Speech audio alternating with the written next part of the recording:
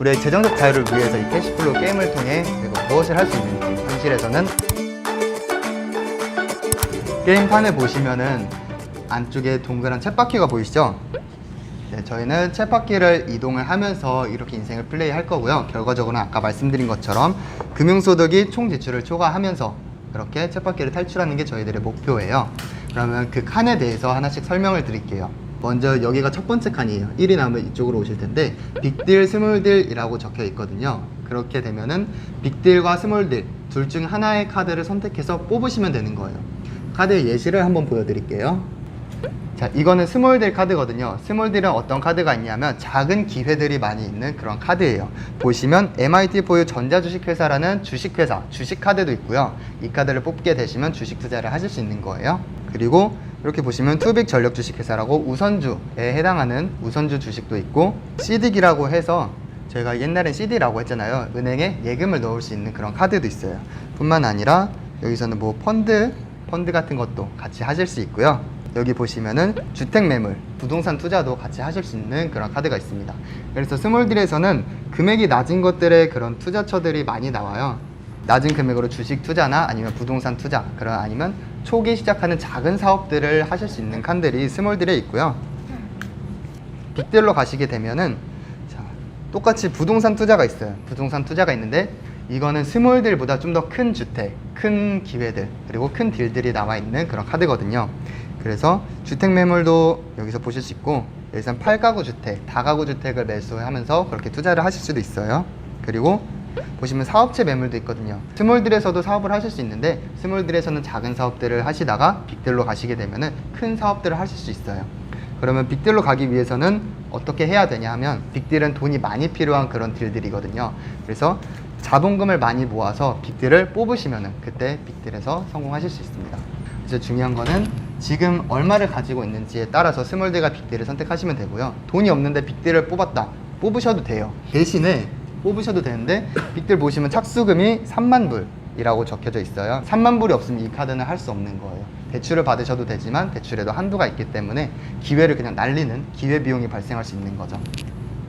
그래서 처음에는 스몰딜로 가시다가 나중에 돈이 좀 모이셨다, 제 개인적인 추천으로는 15,000불에서 2만 불 이상 모이셨다라고 한다면 빅딜로 한번 가보시는 것도 추천을 드리고 있어요. 그리고 마켓 카드가 있습니다. 여기 칸에서 마켓을 걸리시면 마켓 카드를 한 장 뽑으시게 될 텐데, 이거는 어떤 것들이 있냐면 시장의 흐름, 시장의 변동성을 나타내주는 카드예요.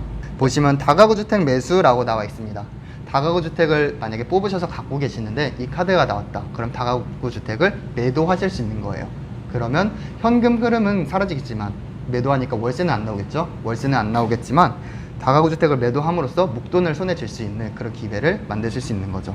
작은 사업체 매출 증대라는 카드도 있어요. 나중에 사업을 하실 수도 있는데 사업을 하셨는데 그 사업이 잘 된 거예요.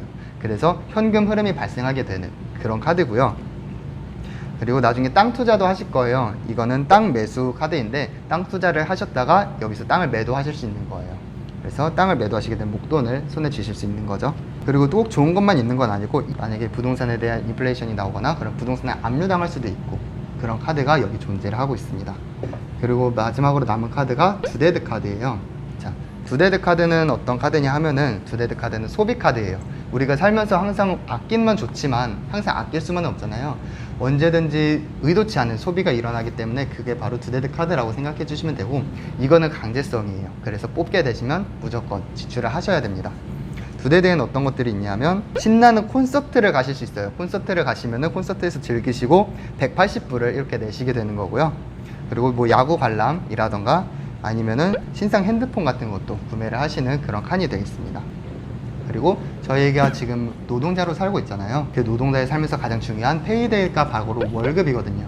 이 페이데이에 딱 도착을 하시거나 아니면 페이데이를 지나갔을 때 월급을 받을 수 있어요. 근데 월급은 노동에 대한 대가죠. 그래서 저희가 그냥 월급을 드리진 않고 은행에 월급 주세요 라는 말씀을 하셔야 저희가 월급을 드리고 있어요.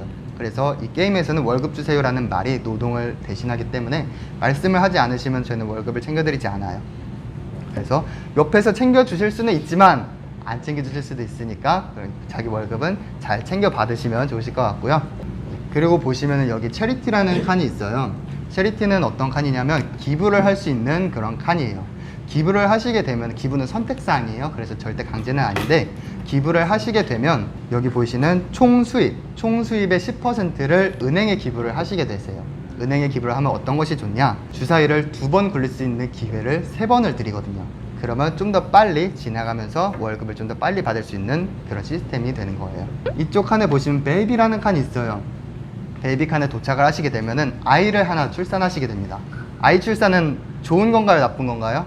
아이는 굉장히 축복이고 굉장히 좋은 존재고 가족에 화목해지는 너무 감사한 존재지만 저희 재무제표적으로 봤을 때, 경제적으로 봤을 때 부채에 해당하게 됩니다. 왜냐하면 저희 주머니에서 돈을 빼가기 때문에 부채로 해당이 되게 되고요.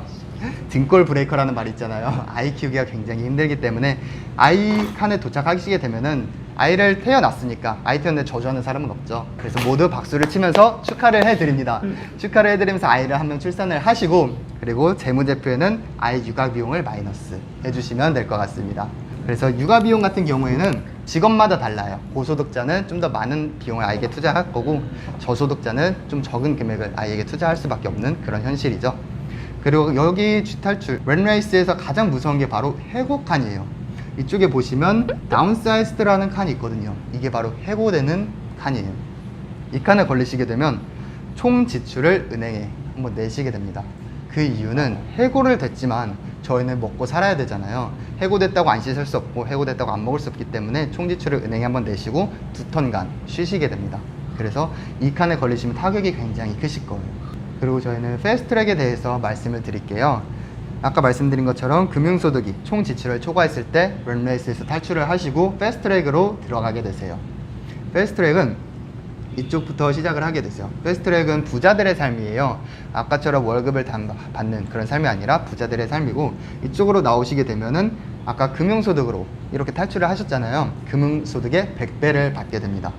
네, 그래서 만약에 이쪽 재무제표에서 탈출을 하셨잖아요. 이쪽에서 탈출을 하시게 되면은 뒷장으로 넘어가게 됩니다. 뒷장에 보시면 여기에서는 금융소득의 100배를 받으시면서 다른 새로운 게임이 시작되시는 거예요. 여기서는 부자의 삶을 경험해 볼 수 있는 그런 삶이기 때문에 한번 나중에 다시 넘어가실 수 있도록 기원하도록 하겠습니다. 게임판에 대한 설명은 이 정도로 요약이 될 것 같고요. 혹시 여기서 또 궁금하신 점 있으실까요? 돈이 부족할 때는 대출이 가능해요. 대출은 어떻게 가능하냐? 월별 현금 흐름의 10배까지 대출이 가능합니다. 그래서 월별 현금 흐름을 잘 관리하셔가지고 대출도 받으시고 투자를 하셨으면 좋겠고요. 대출을 받으면 이자를 내셔야 되죠. 이자는 월 10%, 연율 120%로 조금 세요. 그래서 그 이자를 감당할 수 있다. 그 이자를 감내하고 대출을 받겠다라고 하시면 대출을 충분히 받으셔도 괜찮습니다. 재무제표 작성하는 법을 한번 알려드릴게요. 이따가 게임 하시면서 다시 한번 알려드릴 거니까 너무 걱정하지 않으셔도 되고요. 일단 쉬운 것부터 좀 진행을 해볼게요. 자, OK포유라는 주식이 있어요. 주식을 구매하실 수 있거든요. 보시면은 시장가 10불이라고 되어 있어요. 그러면 이 주식은 10불에 나온 거고요. 지금 현재가가 10불이에요. 그리고 시장 거래가는 5에서 40불이라고 나와 있죠. 이거는 기존에 5에서 40불 왔다 갔다 하던 그런 박스권에 있던 주식이 지금 10불로 되어 있다, 10불로 내려와 있다 라는 뜻이고요. 이때 구매하셔도 되고 안 구매하셔도 돼요. 그러면 만약에 구매를 하셨다라고 하신다면 주식의 수는 무제한이에요. 갖고 계신 현금을 다 써서 구매하실 수도 있고 대출 받아서 구매하셔도 상관없어요. 구매하시게 되면 밑에 자산에 보시면 주식, 펀드, 양도성 예금이라고 보이시나요? 네, 그 밑에 주식의 이름을 써주시면 돼요. 주식의 이름 OK포유라고 적어주시고 수량은 얼만큼 사실 건지 수량 적어주시고 주당 가격 10불이니까 10불 이렇게 적어주시면 됩니다. 그러고 게임이 한참 돌다가 다른 사람이 OK포유 이 주식을 뽑은 거예요. 근데 주가가 20불로 올랐네? 그러면 파실 수 있어요. 꼭 내가 뽑지 않더라도 다른 사람이 이 주식 카드를 뽑게 되면 파실 수 있습니다.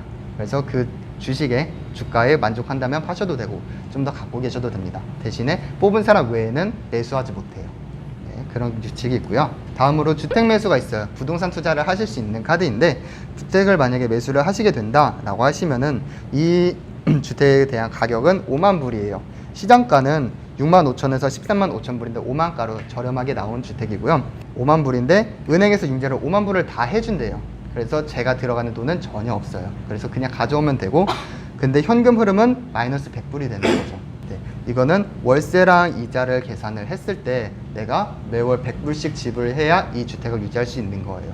그래서 만약에 이 주택을 갖고 싶다라고 하시면 가져오시면 되고, 만약에 이 주택을 만약 갖지 않겠다라고 하시면 그냥 엎어두시면 돼요. 그래서 똑같은 주택으로, 자, 이 주택을 볼게요. 이 주택은 현금흐름이 플러스 250이거든요. 그리고 가격은 45,000에 은행융자 43,000불, 그리고 착수금 2,000불이 필요한 주택이에요. 2,000불이 있으면 이 주택을 매수할 수 있고 은행융자를 가져오는 거예요. 그래서 만약에 이 주택을 한다라고 하시면 2,000불을 은행에 지불하시면 되고요. 자산 밑에 부동산이라고 보이시나요?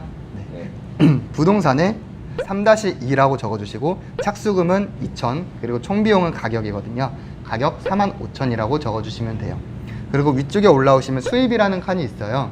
수입에 3-2 주택이라고 적어주시고 3-2를 적어주시고 오른쪽에 250 현금 흐름을 적어주시면 돼요. 그럼 여기서 끝나냐? 여기서 오른쪽에 이제 작성을 해주실 거예요. 금융소득이 지금 증가를 했죠? 250불을 작성을 해주시고, 그러면 총수입도 제가 증가를 한 거잖아요. 월세를 받으니까. 그러면 총수입도 플러스 250을 해주시면 돼요. 그럼 이거 월세로, 그러니까 월급으로 환산을 받아야겠죠. 월별 현금 흐름에 플러스 250을 해주시면 됩니다. 네, 부동산을 구매하시게 되면 작성하실 게 조금 많으세요. 그래서 헷갈릴 수 있는데 그때 제가 다시 한번 알려드릴 거니까 크게 걱정하지 않으셔도 괜찮을 것 같습니다.